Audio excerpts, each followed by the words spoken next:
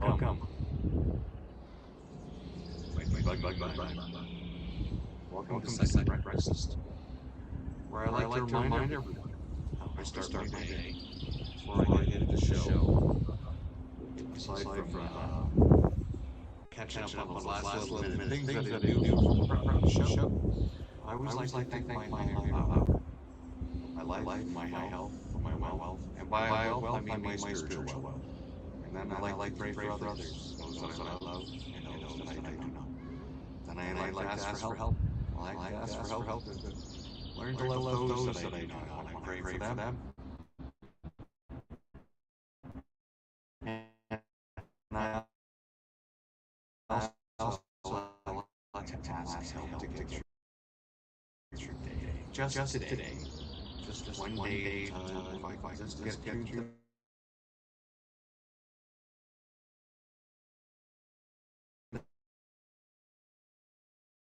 I'll be ready for tomorrow. And then I like to follow the Lord's Prayer and the Surrender Prayer. And that's how we start my day.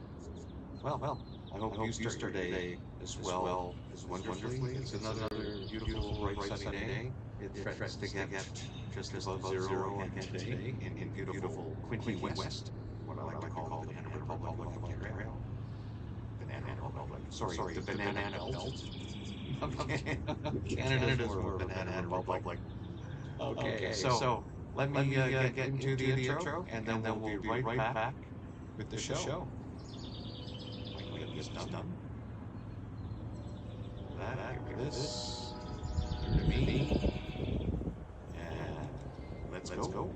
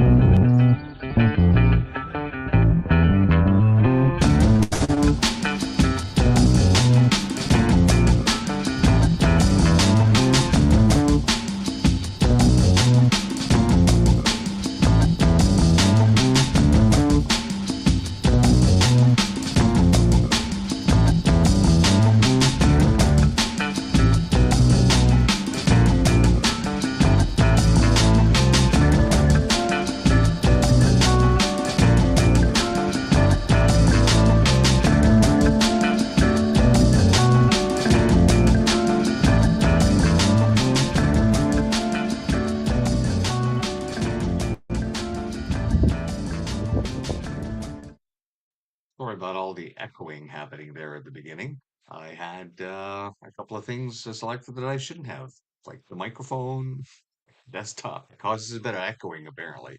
Well, welcome to Second Breakfast, the stream of consciousness that fills part of the gap between the no answer period, which I cover the question period, preceded by 45 minutes of something similar to this, and Blazing Cat for Fridays, where instead of doing Second Breakfast at 9 o'clock, we do Blazing Cat for Fridays, which we've been doing, getting close to coming up on a year in April, and covering cold read through of the website, which is hosting the show every Friday at 9 as well.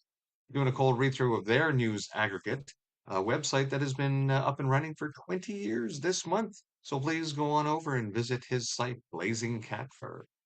And we're streaming on only two platforms today, Rumble and YouTube, because apparently X is down. Yes, X is down. Well, let me double check. Let's see if we can actually log into X. And I seem to be doing a bit of copiness again. Not just with that, what's going on. Why is my stream choppy? It shouldn't be choppy. Okay. All right. Let's try the X. Just to show you folks, we're having a bit of an issue with the X side. Yeah, see, nothing's happening. All right, well, let's get on with the show. So today's show is basically unpaid work won't fly. Yes. I've done a video catching up on some stuff that was last talked about in question period on Friday on the NAP, the no answer period. And they basically were asking questions in question period why the government requires another probe after doing a probe, which is why the thumbnail says probing probe of the probe. So let's just get on with the video. Yeah, I'm a member for Dufferin Caledon. For almost 2 years, flight attendants told this government and parliamentarians that they were working for free. And we believed them. Conservatives introduced a bill to fix that problem. Liberals didn't believe them and they ordered a study. After 6 months, this study, wait for it, has determined it needs to do another study. You actually can't make this stuff up.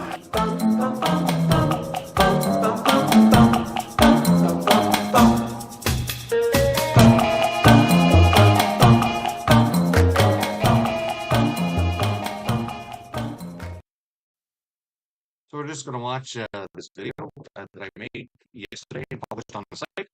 And after that, we will go into some of the actual documentation that has resulted from this ministry.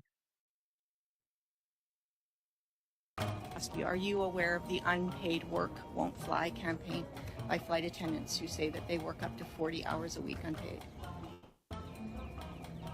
Thank you for the question. I'm aware of that campaign. Yes. What do you think about that? What do you think about the fact that flight attendants work 34.86 hours unpaid per month, that they're not paid for boarding, that they are not paid for their pre-flight prep and safety checks, that 99.5% of flight attendants aren't paid when they're checking in through security, that 98.6% of flight attendants aren't paid while passengers deplane after a flight, 75% of flight attendants are only paid a partial wage for mandatory regulatory training, even though airlines and federal governments require those training days per year, and 98.4% of flight attendants are not paid when the plane is being held at the gate after landing. For someone that makes $12.6 million a year, Mr. Russo, what do you think about that?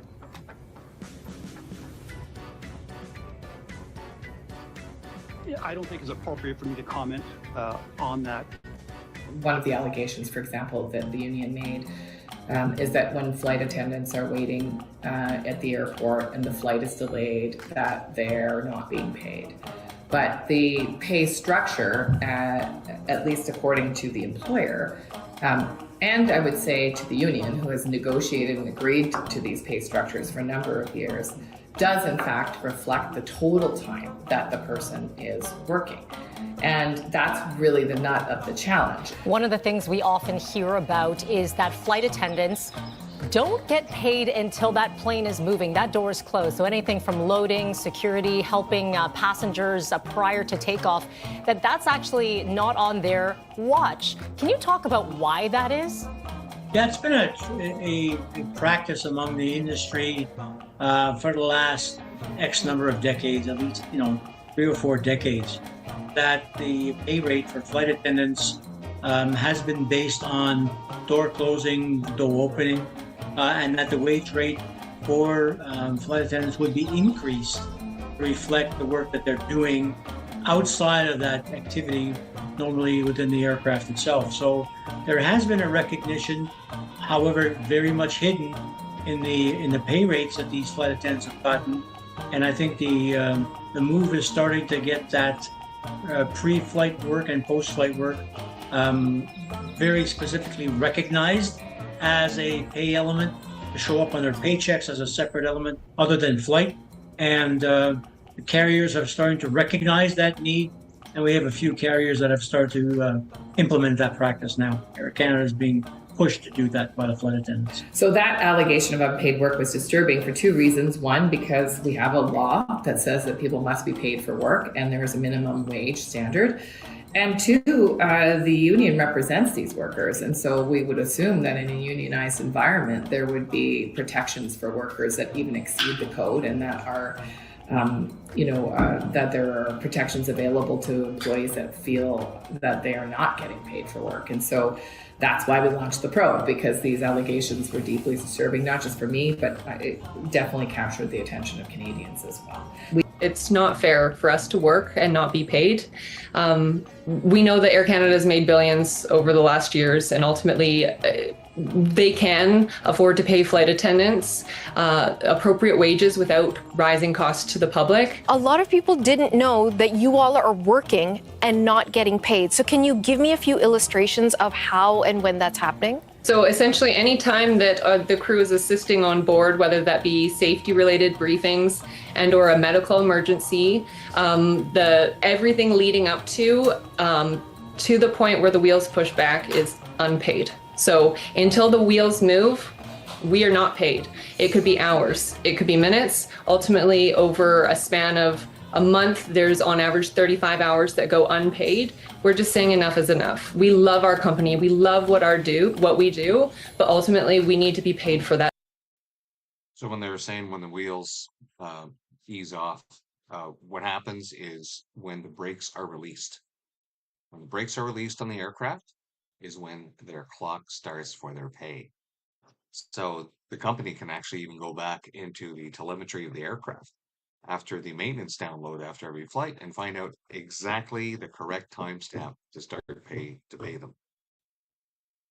Time and those efforts. Air Canada has been making a lot of money over the last couple of years, and so if they were to follow through and pay their employees, it should be at no cost to our passengers, the public. That's a decision they make, they can own it. But ultimately, I can say this, we love our passengers. They are the ones that keep our skies flying. We have zero intent to strike. That is not anything we're interested in. But really, it comes down to Air Canada has to follow through on anything they're stating or claiming to go forward. We didn't get really detailed data, though, during those conversations. So, of course, the airline did strike last summer, right? And you can even see up here, even airlines like Air Canada and Porter acknowledge that unpaid work exists in the airline industry. How then is the government keeping a straight face as it tells Canadians and workers in this industry that unpaid work does not exist? And so then we asked both the unions and the union and the employer to provide more detailed, granular data about the pay itself. And we just didn't get sufficient information to really fully determine one way or another the validity of the argument. And that's why, the probe sort of lays out what. Now, as we can see, the government invoked back to work legislation. I believe this was the 7th time in the past 10 years the government has done this because it doesn't know how to negotiate. It has no clue. And it has proven this over and over again because it's had to use back to work legislation. So it destroys the economy, doesn't keep up with the workers' demands, continues to help the large industries ignoring the workers. And then, it basically forces the workers back to work at their slave wages. And that's the minister right there. That same one that constantly diminishes the Conservatives and the opposition by saying that they won't work to support families. They won't support them. They won't support giving us food stamps. They won't support us providing lunches to kids in school because we destroy the ability of their parents to provide lunches for them. Right. But we're going to celebrate that. And at the same time, we're going to force you back to work so we can collect your taxes and distribute our wealth for our national socialist schemes. Let's get back to this. We've found, and now the next step is that we've asked for the union and the airline to conduct a self-audit so that we can get the data that we need on how this actually works in practice to take the next steps. The Liberal Minister of Jobs, Patty, just ordered an investigation into the allegations of unpaid work of flight attendants. And this is where it gets good. I want you all to meet Leanne. Leanne is the Member of Parliament for Middlesex London of the Conservative Party. Did you know that last year, Leanne put forward a bill called Fairness for Flight Attendants Act? It's called C409. You can all look it up yourself. And this is literally what she said in the House of Commons. She said, Mr. Speaker, Conservatives have been traveling across the country, and we have heard for years from flight attendants that flight attendants in Canada are not paid until their aircraft is in motion. This is unfair and puts many women and diverse Canadians at a disadvantage. Conservatives believe that people should be paid for work they do. That is why today I'm honored to table the Flight Attendants Fairness Act.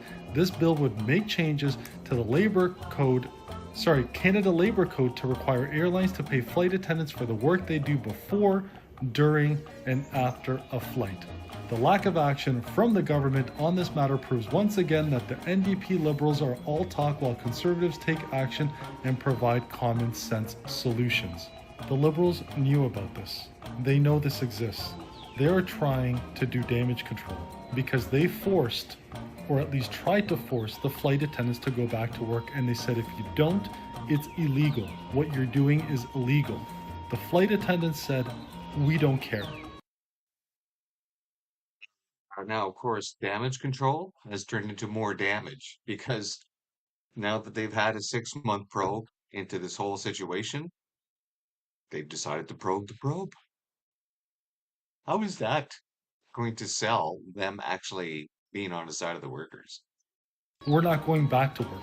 Now that it is all resolved, the Liberals are trying to save face because this is a public, massive nightmare for them. They just proved and signaled to everyone in Canada that they are not about the working class. They are about the corporate class.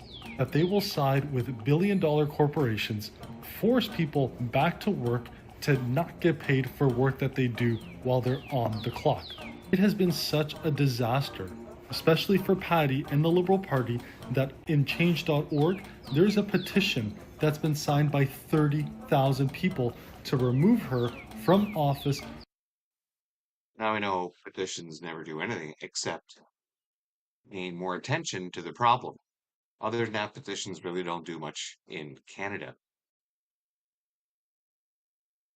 For incompetence. My friends, they know this existed. They knew about this problem. They've known about it for quite some time. In fact, it was tabled in front of all of them. They all heard it. They were all there. All this is in record. You can look this up yourself. Let me ask you this. Do you think any sort of credit will be given to Leanne? Do you think mainstream media is going to cover this? This is something that every single Canadian needs to know about. For almost 2 years, flight attendants told this government and parliamentarians that they were working for free. And we believed them. Conservatives introduced a bill to fix that problem. Liberals didn't believe them, and they ordered a study. After 6 months, this study, wait for it, has determined it needs to do another study. You actually can't make this stuff up. Why won't the Liberals believe flight attendants when they say they're working for free and adopt the Conservative bill that would have fixed the problem instead of ordering another study to study a study? Parliament Secretary for Labour. Mr. Speaker, nobody should work for free in this country. We take any claim of unpaid work seriously. After allegations of unpaid work in the airline sector, we launched a probe to get to the bottom of the claims. Phase 1 of that probe has now been published, and we're going to keep investigating to ensure that the work is happening in accordance with the Canadian Labour Code. Workers must be paid for the hours they work, and we're going to make sure that employers follow the rules. For Dufferin-Caledon. You know, there's a rumor that's been circulating around for decades, and I was just reminded of it today, that there is a board of elitists that work in Montreal, and that they all seem to tell each of the prime ministers what to do. And in most cases, they seem to control liberal prime ministers more than everyone else because it's out of Montreal. And of course, that's where the liberals have a lot of their power bases, is around that area. So it's rather strange, right, that they do side with the corporate elites on everything. Oh, we'll just do a study for 6 months, right? And then during that 6 months, you guys can operate for another 6 months, finish off your fiscal year without any hindrance to your corporate structure. But don't worry about the following year. Don't worry. We'll just study the study again for another 6 months, and maybe by then it'll be out of the public eye. And then of course, when that study's done, it'll be the summertime, so we won't be able to do anything then because we'll be on vacation again. And then we'll come back in the fall, and if it's still a problem, well, maybe we'll set up a commission of inquiry or something, and just keep kicking the can down the road and never actually fix the problem of slave wages in the airline industry because we don't want to upset our corporate partners in running the government, do we? Say the liberals. Yeah, except this probe that they ordered determined that they needed to do another probe. I mean, I'm sure there's a lot of things that you could say about that, Mr. Speaker. But here's the facts. The head of QP Air came to committee when we were looking into this and said, what are the Liberals going to study next if water is wet? And he went on to say about this study, we called for action last summer, and instead we got a study that resulted in a promise to perform another study. This is really thin gruel from these Liberals. Conservatives know flight attendants work for free. It's why we introduced a bill to fix it. Why don't they just steal that idea like they steal all of our ideas and help flight attendants instead of doing another study? The Honourable Parliamentary Secretary for Labour.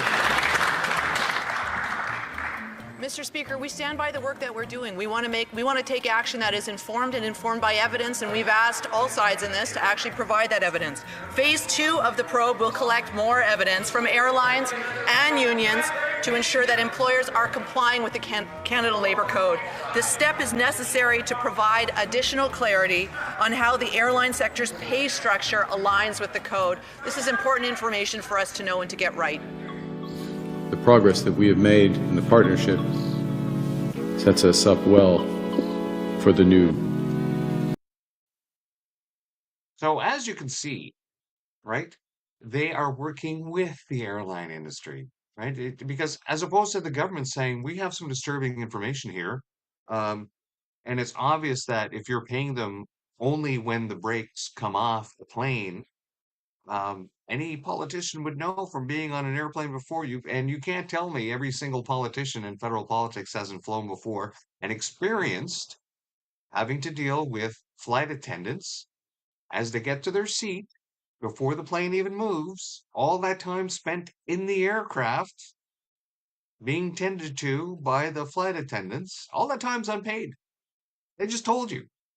So I would have gone to the airlines and said, hey, you guys start needing to pay them and prove to us that you are, because if you're not, we're going to pass this legislation that says yes, right? And they could have just went with the conservative bill, but no, that would have made the liberals look weak, right? And they can't even allow a conservative bill to come forward because that would make them look, oh, like they didn't do their job, as opposed to being like a normal human being, which would be to reach across the aisle and work with other people. But no, they're not like that. They're authoritarians. They have to be completely in control with everything, which is why they screw everything up, because they don't work with other people. They don't get input. And as you will see, the only people they seem to be getting input from are their corporate partners and maybe some union reps. But other than that, even the probe description has said that they didn't even talk to any of the workers.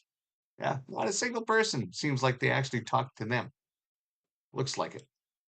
Looks like it. Anyway, so what do we got here? Right. So I did a quick Google, right? I'm just trying to find out when they were actually in committee, and of course it came me back some information, and it said that on November 10th.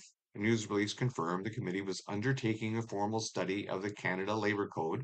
This included investigating the use of Section 107. This is November. The strike happened in August.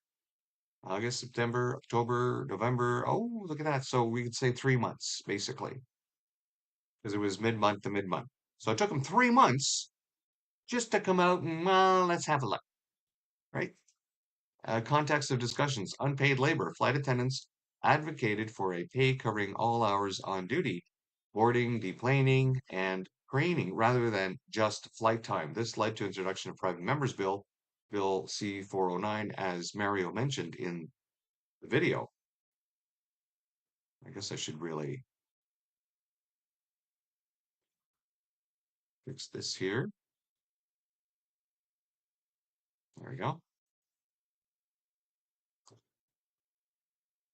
So in February 2024, and we're talking about like 2 years ago, the committee also examined how flight attendants are trained to support passengers with disabilities. 2 years ago. They've known about this for a long time. It's not rocket science. They've been kicking a can down the road for 2 years. It's not just 6 months. That's 2 years of the liberals being in bed with the corporate friends in the airline industry, basically exploiting your flight attendants. No wonder they went on strike. No wonder they had to use back to work legislation. Of course, Air Canada has a campaign. Air Canada CEO gets grilled about unpaid work by NDP MP in the House of Commons. So there's this is by the QP, and you saw that brief interview by the NDP person, Bonita Zurillo, and they basically just put on here what he didn't say. Right? Basically, I don't think it's appropriate for me to comment on that. 2 years later, I don't think it's appropriate for me to comment on the fact that we're underpaying all these flight attendants. Now, in my career in the Canadian Armed Forces, spent 5.5 years in the Reserve Infantry and the rest of the time in the Royal Canadian Air Force. Throughout that time, I've worked on several aircraft platforms, and of course, I've traveled around the planet. And of course, when you're that long in the military, you get to meet all kinds of other people in all kinds of other different trades. In fact, sometimes you even date some of them.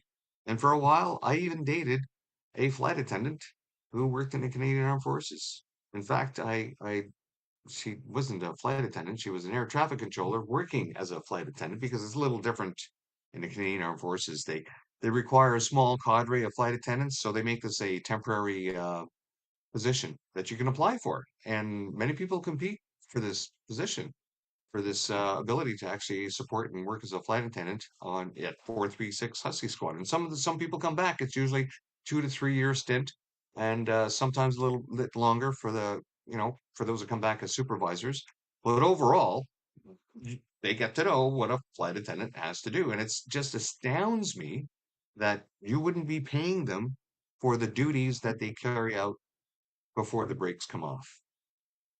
Now, as well, one of the other duties that I'd had in many jobs, at one point I was coordinating tech crew members on the C-130J to fly all over the planet on missions and stuff. And so you get to have a pretty good understanding of how you need to schedule people and when they need their crew rest and what their duties are on the flights. And when you compare that with flight attendants, it's very simple.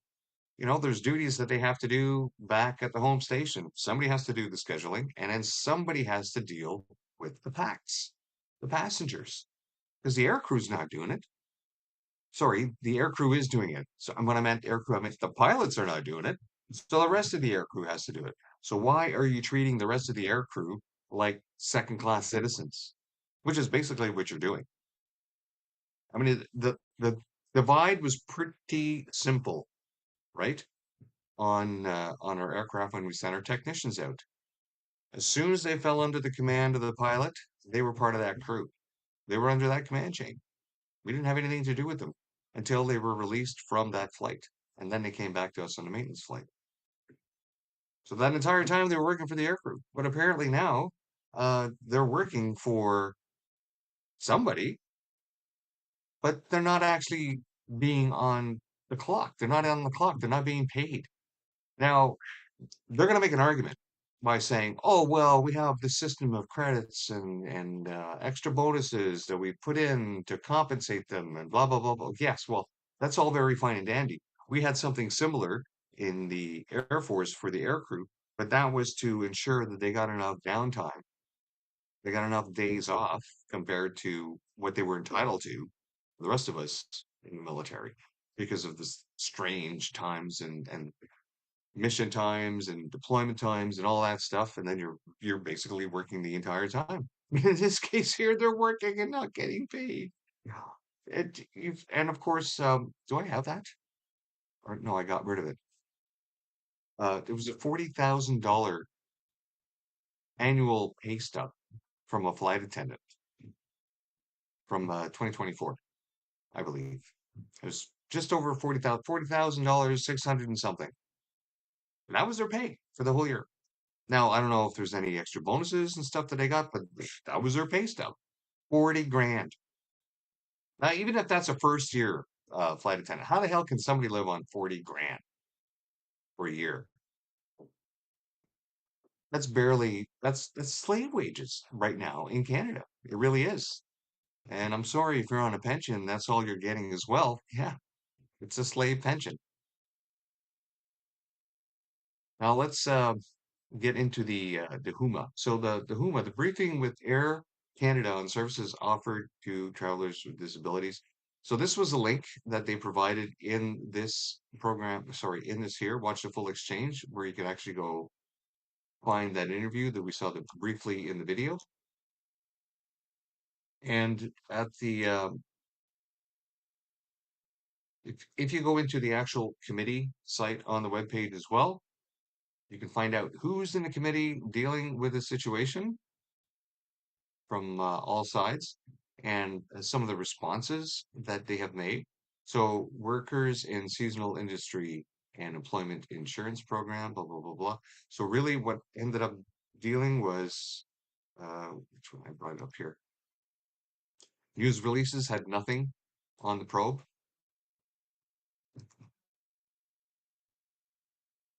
And we had to find a different list in order to get this next part here, which you could finally go in and actually get some links to interviews. And here's their news release saying that they're looking into it.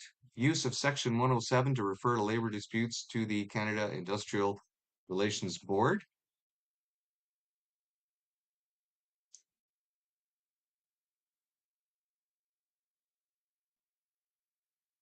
Where is my probe?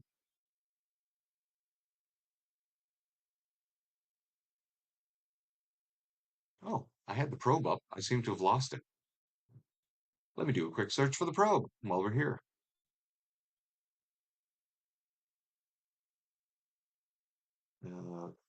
So, flight attendants.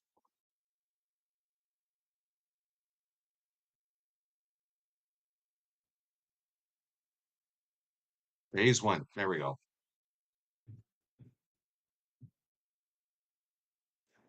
Now, what I found rather hinky, first off, on this entire thing, I'm used to going through these government websites. They're all the bloody same. I had to deal with them throughout my entire career, seeing the changes on how they were done. Because we kept a lot of our policies and publications on government sites as well. Now we go all the way to the bottom here, and there are footnotes. And typically, a footnote should really give you a link to information that backs this footnote up, right? So it says here, system of remuneration often used in the airline industry where compensation is determined by the total number of credits that is calculated using various formulas, including flight time, block to block hours or block hours, or other factors. Now, of course, they're talking there when you're looking at a schedule, you got all these blocks of times, right? And other factors multiplied by an agreed pay rate or block hour rate. Further details can be found in the compensation and benefits section of this report. Oh, really? Okay, so I will click on this, and where does it take me? Oh, it actually worked. Proven wrong. Well, let me see if there's the other one is actually working.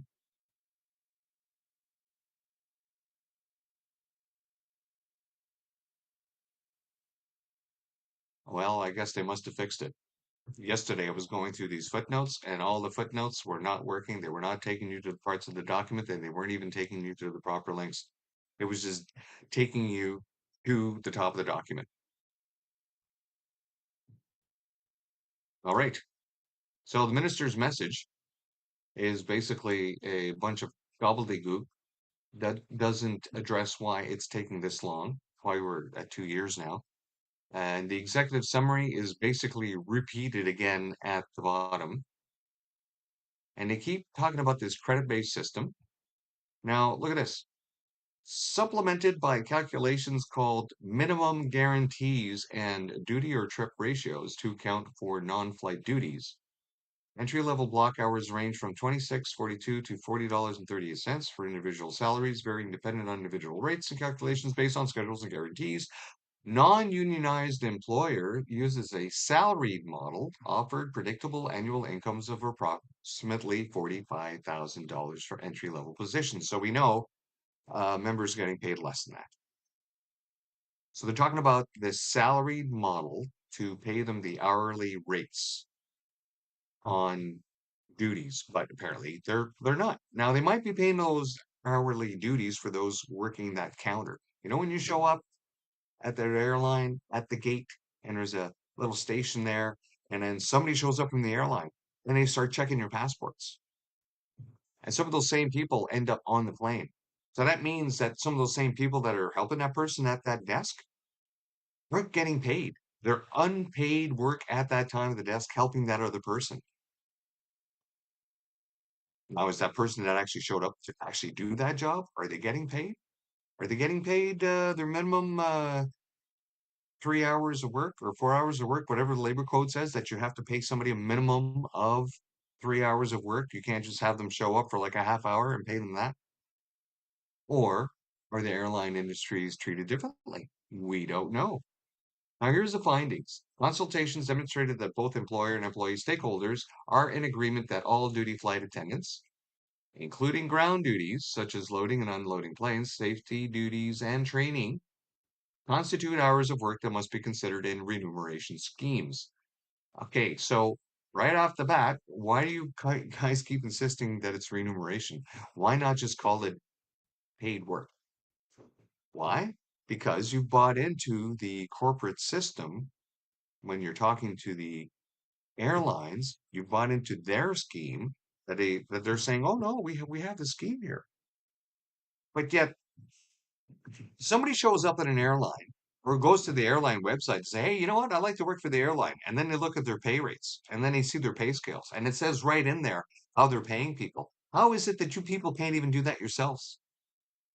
I mean, people are joining the airlines to work, and people that have been working there a long time are obviously on strike because they're being effed over. But somehow you didn't talk to them. No, you talked to the employer and the employee stakeholders. And by stakeholders, you mean, I don't know what, the people that own their pensions, the people that get paid union dues to make them work, like the union leaders. You didn't actually talk to the workers. No, no, you didn't do that. However, employees and employers disagreed on whether the credit-based compensation structure adequately remunerates all types of work performed by flight attendants in reality.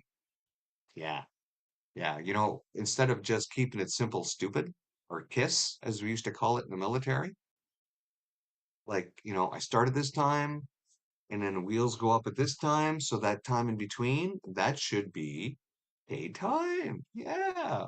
You know, and even if I'm sure the flight attendants would be okay if they just calculated that time from the time they clocked in as a crew member to assist with the loading of whatever duties are being done from that time on. And if that carries into when wheels are going up, or sorry, wheels off ground, weight off wheels.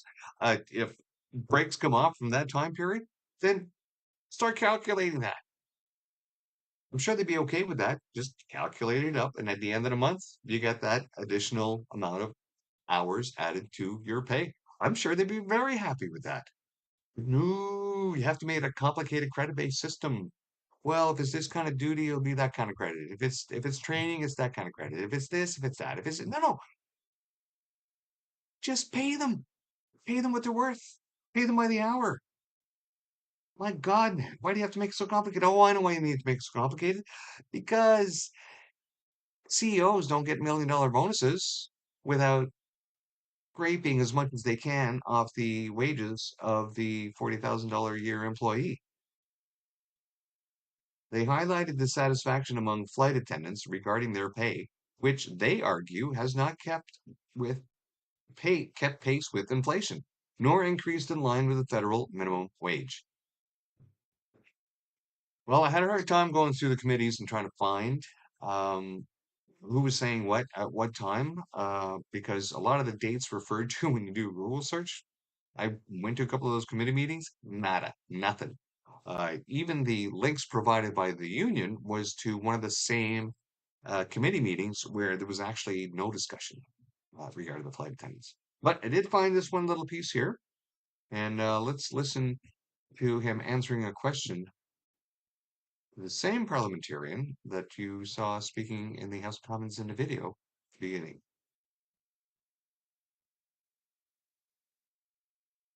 Result of unions going on strike. That's a myopic view. It's the result of a breakdown in labor relations. It's a breakdown of collective bargaining. So, and it takes both parties to bargain responsibly in order to achieve a fair and good outcome. So when Section 107 is used, it removes any incentive to bargain in good faith in the period leading up to what could possibly amount to being a dispute. Because So there is no bargaining in good faith. Like you said, they invoked back to work. To work you go, work you slaves. And then they dawdled. Took them 3 months. 3 months before they even, and of course, for a problem they've known about at this time of this committee meeting for over a year and a half, year and 3/4 actually. So yeah, you think the government is dealing in good faith with this? Oh, we're doing this, we're doing that. You're doing everything except actually fixing the problem.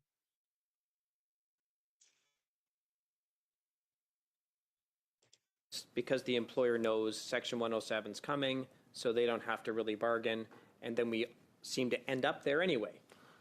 So that's why we end up, one of the reasons we end up there is because the employer knows the government's going to intervene with 107 because they used it 8 times in the last 15 months.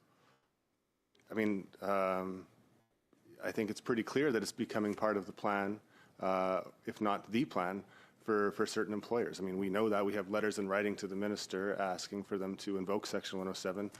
We have, certain leaders admitting to that plan, or that being their plan, on national television. So it's part of the plan, and it is really harming the process from which, and if it was a better process, we could end up with a better outcome. Were you surprised that the Secretary of State for Labor wouldn't even acknowledge that it's damaging labor relations in the country, the use of Section 107? Did you find that surprising? Well, I mean, I entered the room just as that conversation was ongoing. I don't want to comment on the entirety of the Secretary of State's replies, but I will say, and I think this might answer your question, that to me, it's very clear that there is a problem here, and it has to be acknowledged, and